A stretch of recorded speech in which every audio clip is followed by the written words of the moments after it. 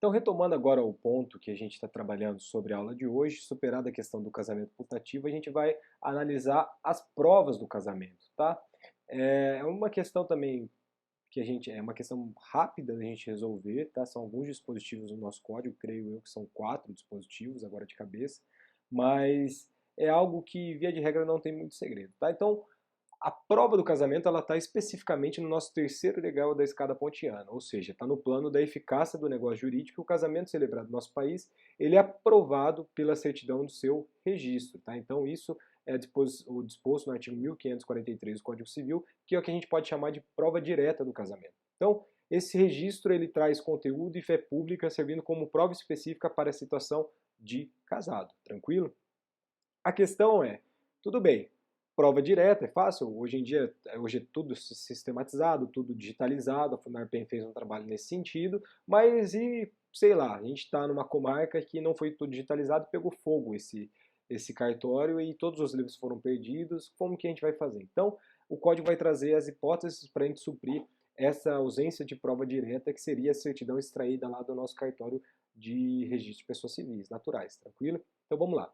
Justificada a perda ou a falta do registro, é admissível qualquer outra espécie de prova, conforme o artigo 1543, parágrafo único do nosso Código Civil. Tá? Então, o dispositivo em questão ele vai tratar das provas diretas supletórias. Tá? Então, como tais provas podem ser citadas aquelas que consta a situação de casado, tais como a cédula de identidade, passaporte, a certidão de proclamas, etc. Então, quando, vamos supor, nesse caso que a gente estava tratando como uma hipótese, pegou fogo no cartório, só que você alterou seu sobrenome, você fez o registro desse sobrenome em todos os seus documentos, então isso seria essa prova supletória, né? Então, que está lá disposto no nosso 1543, parágrafo único do Código Civil. Ao lado dessas provas diretas, o Código Civil, desculpa, ele também admite a prova indireta, tá? O que seria essa prova indireta?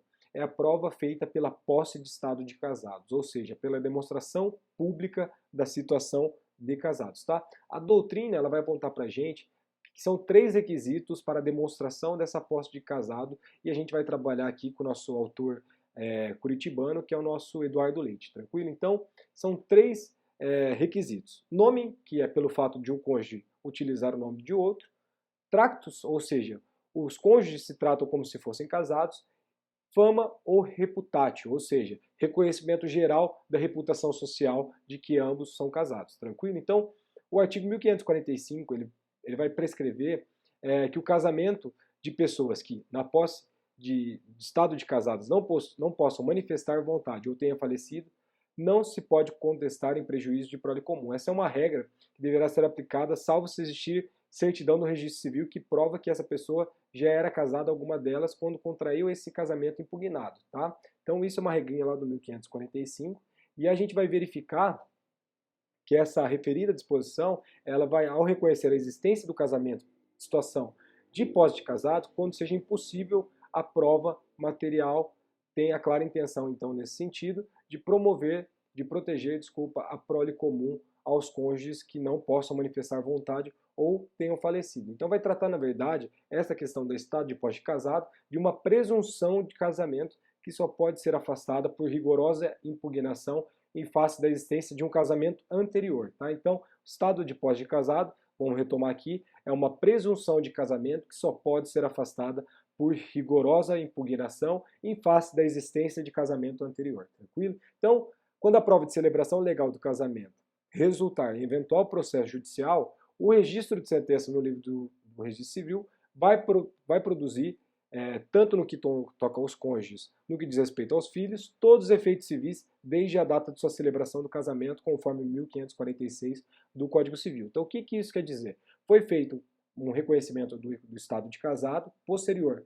Esse reconhecimento ele vai retroagir, ele vai aplicar efeitos retroativos ex tunc da data da celebração, tanto para a ordem dos filhos quanto para a ordem dos cônjuges, tá? Isso é extremamente interessante na questão da sucessão patrimonial, beleza? Por quê? Porque às vezes você estava no estado de pós-casado, mas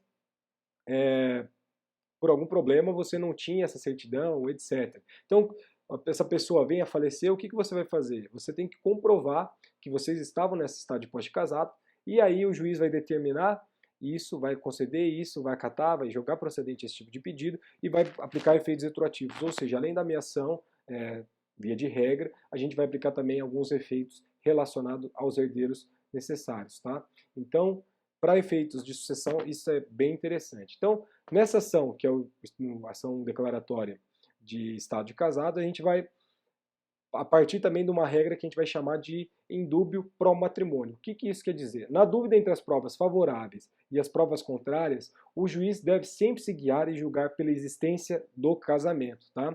Se os cônjuges cujo casamento se impugna viverem ou tiverem vivido na posse de estado de casado, tranquilo? Isso também é uma regra que se extrai da interpretação hermenêutica do artigo 1547 do Código Civil. Então, findamos mais uma parte dessa aula de hoje e agora na próxima aula a gente vai trabalhar especificamente dos direitos e deveres do casamento. Obrigado.